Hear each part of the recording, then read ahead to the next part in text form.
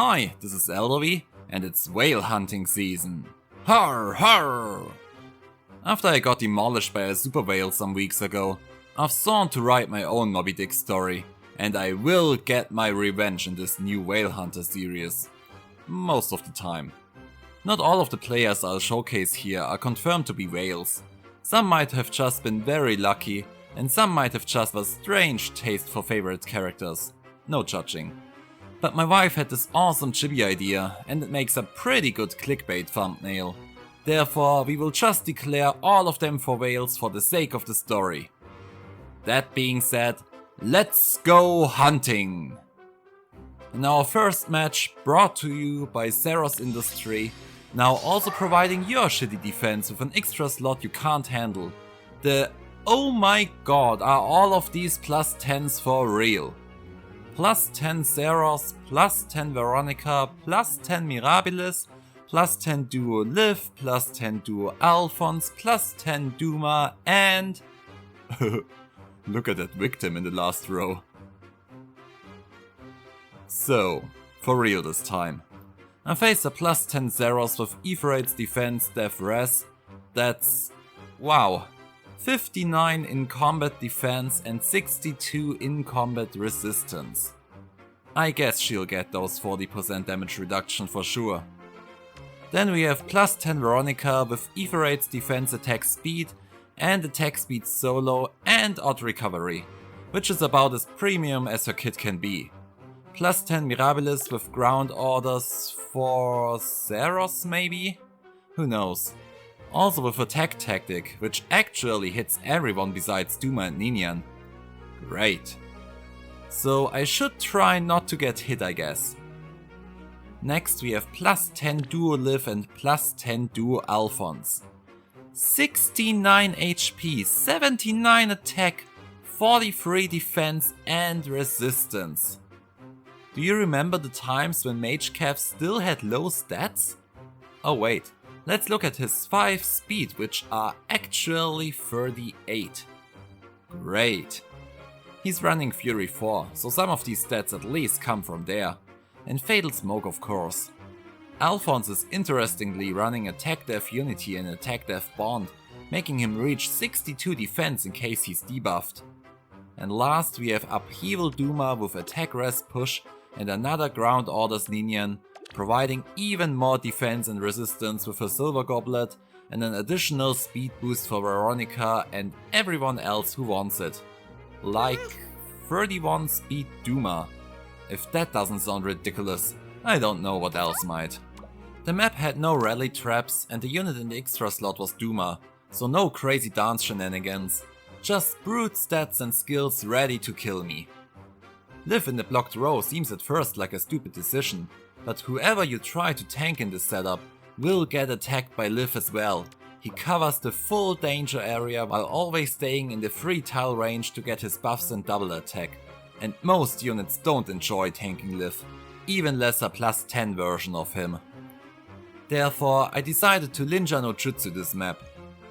Anyone who got the Naruto reference right away, you're about as old as me. And I know it sucks, I'm sorry. So I had to take out the 2 duo units in order to use my cheat skills again. The thing was, Alfonse had a pretty high defense, and Attack Def Unity made things much worse. I figured I had to attack him first before anyone else, because Lin's dagger debuff would straightly bulk up his own defense by further 7 points. The math said I would deal about 10 damage per attack, assuming I was buffed, which would be slightly too little to take him out with my bolt tower, but as I would hit him with Moonbow on my second hit, I was confident I would get that remaining single point of health as well. If you really want to defend yourself against Lin, guard skills are actually your very best friend. Sure, 4 attacks are pretty nasty, but it's especially those quickly activating specials making it so hard to defend against her. Duma gave me once more a nice opportunity to abuse Altina's escape route tactic with my level 1 Plumeria. This was indeed very necessary this match, as I will need every single action of my team to take out all those merged monsters. Therefore, I positioned myself in a way that Naga could smite me in, granting me additional buffs with her attack wrestling, and Plumeria would just be in range to freely dance Lyn after taking out Alfonse. It will be done. I also placed Dragon in a safe spot to repo in Peony, should I face problems I didn't account for.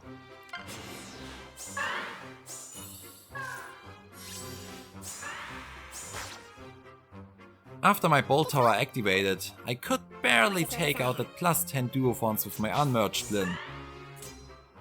At your command. Oh man, you're a wonder!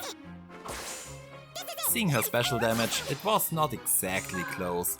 But still, had he gotten the extra 7 defense from my debuff, I would have dealt 3 plus 22.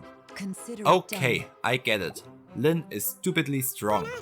Happy Lynsgiving to everyone owning her, and shame on those who foddered her off for Swift Sparrow free, as if no other unit ever had that skill.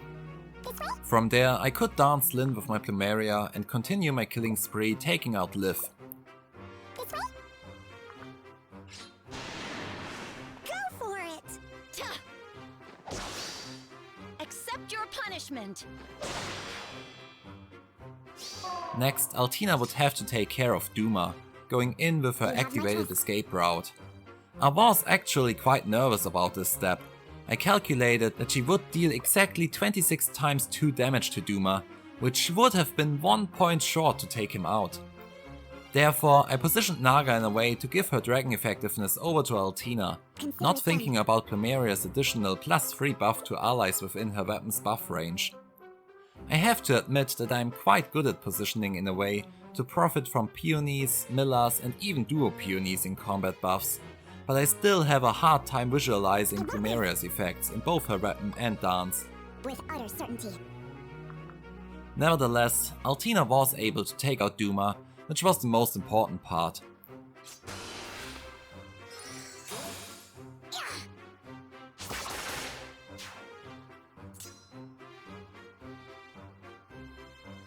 From there, I could go in with Cheatery to dance Altina for the first time. I bullied out Ninian, getting closer and closer to that Gale Force. It's really hurting how low Altina's attack is. I mean, I pulled her with plus attack and it's still lower than the attack of my fairy dancers. With that, it is very hard to win those heavy blade checks. But thankfully, people are still counting on low attack dancers in order for them to dance instead of attacking, so Altina can at least charge up her Gale Force on them. I activated Cheatery's duo cheat, giving Altina that last important action in order to activate Gale Force.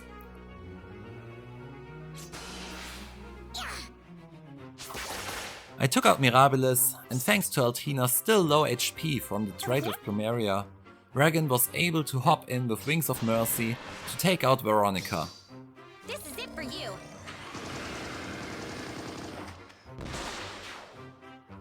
Leaving a unit alive in order to get the pots while also getting out of range with everyone, considering the brute power of all their units, was indeed the hardest challenge of this map. If that Seiros would have been weaker, I could have probably killed her with Regan, locking up Veronica instead, but it worked out anyways, so I'm glad for that. Seiros with Odd Tempest could have been a big threat as well, but in the end I still had Lyn's duo skill left to use, so I would have found another way out for sure. From there, I simply had to work my way from pot to pot while taking out building after building, lowering that AR defense skill's effect.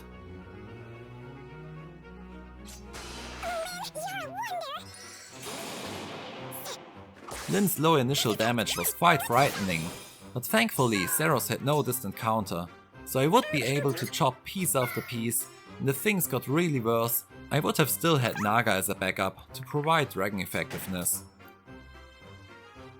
With utter certainty.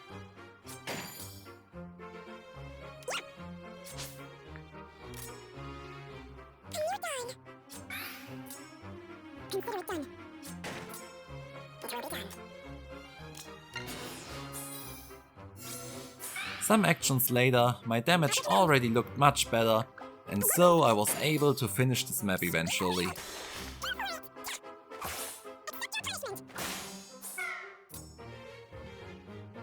You have my trust. My warmest greetings. At your command. You're wounded! My second match also happened some weeks ago, which you can easily see by that ugly old end screen. The new Vault of Heaven background was definitely one of the best updates ever. This match made me face a +10 Ophelia, +10 duo Byleth and +10 trio Palla. And an ugly old Eliwood. For real? You spend thousands of dollars on the Pegasus sisters, but can't afford $5 to give Eliwood a face you don't want to punch into? If it wasn't for the whaleness already, I would just want to kill the summoner simply for that. So, let's see what else we got here. First we have the +10 premium Ophelia with life and death 4, special spiral and joint drive attack. The summoner also uses 2 Triandras as mythics, one full attack version with death blow 4 and 3 and ground orders affecting Ophelia, the other minus attack and without a weapon. Remember what I said about players trying very hard to make the dancers dance? She's even running Miracle on top. Who can attack her 5 times without her dying before she activates Miracle, especially with Fury on top? I think even my level 1 Plumeria would have taken her out before that. +10 Pegasus sister triplet running Sturdy Impact, Heavy Blade and Gale Force. Palla is one of the cases where you can see she was one of the first duo heroes released, where the addition of a duo skill itself was actually the valuable thing, while the rest of the kit was still balanced. Her weapon has an actual condition, needing at least 3 flyers in the team to make a guaranteed double and an attack death rain effect, and 2 flyers within 2 spaces for an additional brave weapon effect. On the other hand, we have someone like duo Byleth, who gets attack speed +5 and a null follow-up effect for either having more speed than the enemy, and if that actually fails, despite her ridiculous 60 speed stat, you can still get it when the enemy is at full health instead. Oh, and cooldown reduction -1 on top. Let's not be so stingy. She obviously has Wind Sweep in her kit, Swift Sparrow 3, attack speed rain, and phantom speed on top. Wow. Not counting my chill speed debuff, that's actually 86 effective speed during combat. And if that fails, there's still the full HP rule. And last, nope, we won't even look at him. Be gone. So, this was clearly another map that I really didn't want to tank. Luckily, I found myself once more in a situation where the bolt tower hit almost the whole enemy team. Therefore, my air force looked like a really nice way to deal with them. I have often thought about dropping the bolt tower on offense to create more space, especially since extra units on both sides will make the space even more valuable. But seeing how crucial my bolt tower was in all 3 matches of this video, I would rather take that one loss for not being able to hide all my units in round 1, instead of losing against all these whale teams. Now, the only important question was how to engage the map. I knew my puppy wouldn't activate her flashing blade against Byleth or Ophelia, so I had to take out at least one of them with air. I took out the Bride Shrine, though I was pretty confident that either Corin or Raisin would take it. But since I've lost 1 time against a whale because my wolf pup got hit instead of Raisin, I've become extra careful. I also would need to take out the Panic Building later, in order for Veluria not to get debuffed. Otherwise, I wouldn't be able to activate Flashing Blade against any of the units, besides the attack Triandra. Another issue was my missing Smite.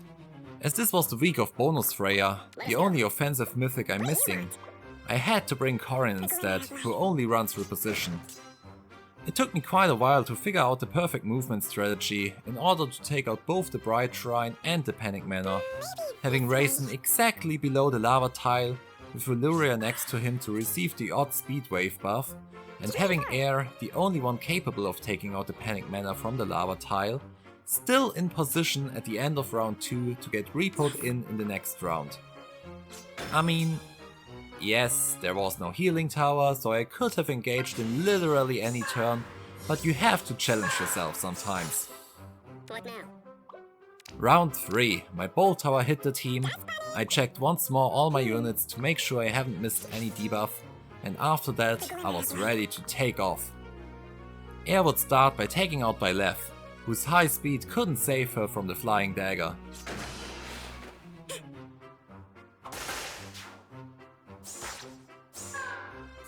Raisin was just in range to reach her thanks to his increased Lagoose movement. I could of course have also taken out the stupid music school to reach her with a 2-movement dancer, but this is not the point. I took on Attack Triandra next to safely reach the Wings of Mercy threshold with air, thanks to Fury 4 and her own weapon effect. From there, Veluria was able to jump in, taking out Palla and her sisters with a single slap in their face. Did you ever realize that Veluria and her dad slapped the enemies to death? I mean, that's like so awesome. After that, I faced a small positioning problem though. I knew I still had to take out both Ophelia and Eliwood.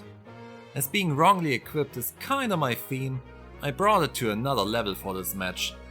I actually switched the support of Veluria and Air for my Glitter Valkyrie rematch and forgot to put them back together afterwards. Therefore, my Air wouldn't charge up Miracle with her next attack, making her very fragile for any attack, besides that juicy weaponless dancer. Thank God people want their dancers to dance. Still, the Triandra was totally in the way for either my Air or my puppy to reach Ophelia. Therefore, I had to dig deeply into Peony's bag of tricks. By dancing Air from below, I also applied Peony's guidance effect to Veluria, who could therefore jump over Peony to give Eliwood that slap he deserved, right into that ugly face. Air taking out a nearly full health Ophelia with a single blow was another scary calculation, but thanks to Ophelia's abysmal defense for only wearing a see-through superhero costume, I didn't even need Peony's double drive effect in order to take her out. Took it anyways, so it looks more awesome in the replay. So, if that Triandra would have had a weapon, I would have been screwed. Not if I had activated Miracle. Therefore, we were both stupid. But Triandra's stupidity outshined mine. I took out the last pot and let Peony finish her sister just for extra style points.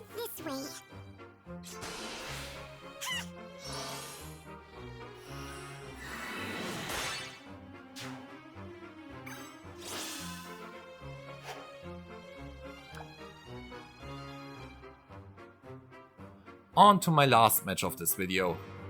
Now, this team wouldn't look so damning at first. Ramimond and Liv are surely a bit annoying, but both of them are unmerged and running base kits. There's high defense Eldigan, for now ungrailed, Hell and... oh no. Oh no.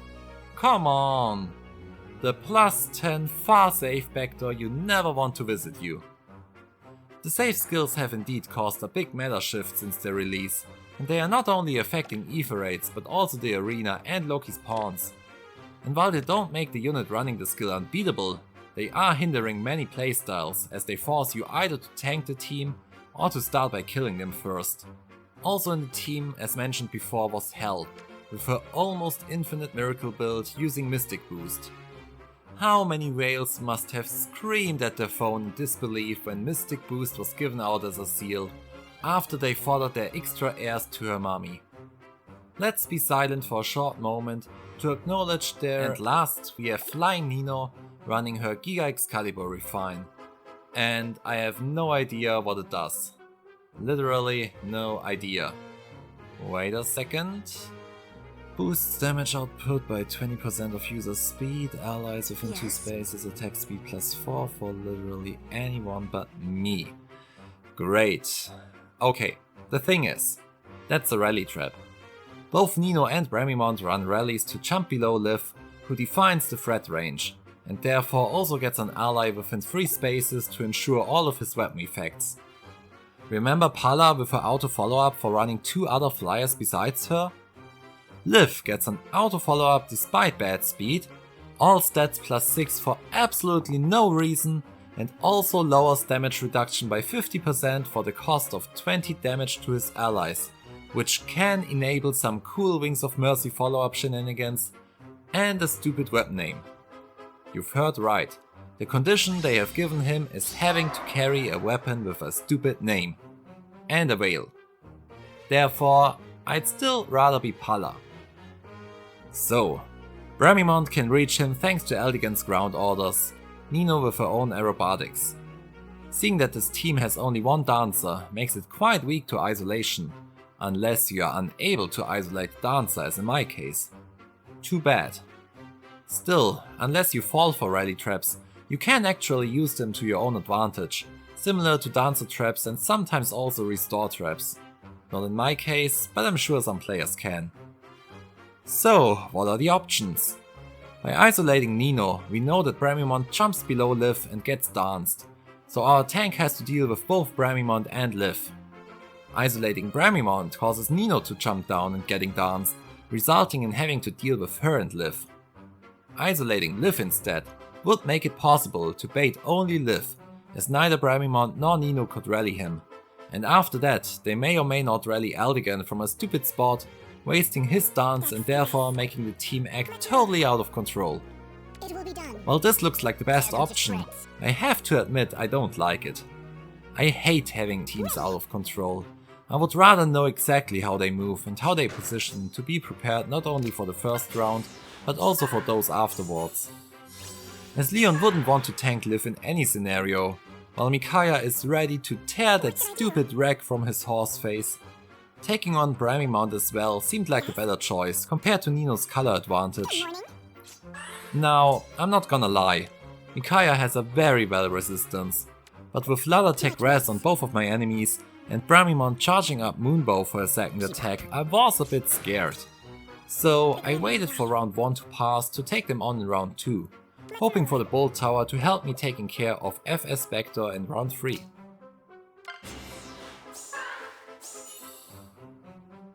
The rally trap worked just as intended. I was a bit shocked though seeing Micaiah only dealing 18 damage to Bramimond, who would block the space for Liv to attack if I didn't manage to kill him. Meet your defeat. Thankfully, I'm running the same gimmick as him, and Micaiah's Moonbow was ready to finish the job. Super powerful Liv had absolutely nothing to add to my advantage, and even his plus 19 attack boost couldn't save him from anything. All the others moved down just as I had anticipated, getting fully hit by my Bolt Tower. Seeing Micaiah only dealing 9 damage to Hector was a big shock though. Under normal circumstances, she would be the ideal counter to save skills, but with Hector not being an armor unit in the eyes of the Owl God, and both Bedelgard and Gustav being green units, she does suffer a bit at fulfilling her job. I suddenly realized how poorly positioned I was. I should have had Leon stand in Peony's place to be able to take out Vector from his blind spot, which seems to be taking him straight on. But I didn't. On the other hand, I had an unisolatable dancer and a healing tower destroying all the effort of my Bolt Tower in the next turn. Sometimes you have to make a bold move. I re-put Micaiah into the enemy with Leon, dancing him afterwards with Peony. With this I was able to take out Hector with his only remaining weakness, color advantage. Too bad his weapon upgrade didn't also make him colorless, though that wouldn't really have helped against Leon either. Micaiah was still in vantage range from her encounter with Bramimond and also able to kill any of the units with a single hit. Therefore, I decided to get out Leon and to take out the healing tower with Micaiah. It was a bold move, as I hadn't reached any pot yet, and Eldigan would be able to reach her below hell with Wings of Mercy. I did hope though that the AI values damage over special movement, and even though Micaiah would kill any of them with Vantage, Hell would theoretically deal the most damage thanks to her color advantage, and should therefore move before Eldigan, taking away his option to attack me. My gamble paid out, Micaiah did attack first, and as Hell's Miracle won't activate against home users, I could have also killed a Hell with slightly more HP than the Bolt Tower took from her. I also took out Nino, whose damage was surprisingly not as high as I would have guessed, and Eldigan did indeed stay away to give me time to get both pots. This was indeed a bit tricky. I hate these pot hunting missions at the end of the matches. It's never fun to play and also never fun to watch in your replays. So, that's it for this first edition. Sorry for everyone hoping I would be crushed once more by a whale. I will show you my failures in the upcoming editions. I just needed a bit of redemption for my far-safe Bailguard fiasco first. I hope you enjoyed this hunting session. No whale was seriously hurt during the making of this video, though some may suffer from a small ego shock and lost lift. I wasn't rematched by any of them though, so it seems like they weren't hurting too much. After my first kind of disappointing week in the Vault of Heaven, I must say that I've encountered a quite big number of cool and strong teams by now. What are your experiences in the Vault so far? Did you catch some big whales, or are you swimming with dolphins? Let me know in the comments below, and I would also very much appreciate a like and subscribe if you haven't already. See ya! You were waiting for it, weren't you? I said I would bring it back. Again and again.